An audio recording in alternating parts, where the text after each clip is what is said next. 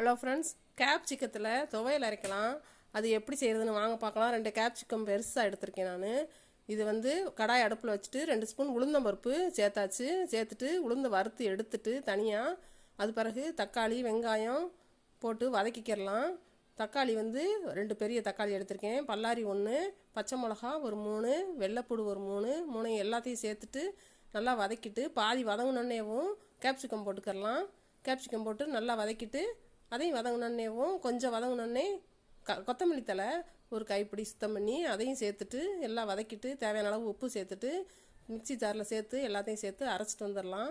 அரைச்சிட்டு வந்துட்டா எல்லாத்துக்கும் இட்லி தோசை சப்பாத்தி எல்லாத்துக்குமே சாப்பாடு எல்லாத்துக்குமே இது சூப்பராக இருக்கும். ஒரு வாட்டி இந்த கேப்சிகத்தை போட்டு நீங்கள் செஞ்சு பாருங்கள். டேஸ்ட் எப்படி இருந்துச்சுன்ட்டு கமெண்ட்டில் சொல்லுங்கள். பாருங்கள், கலர்ஃபுல்லாக இருக்கு பாருங்கள், பச்சை பசேர்னு.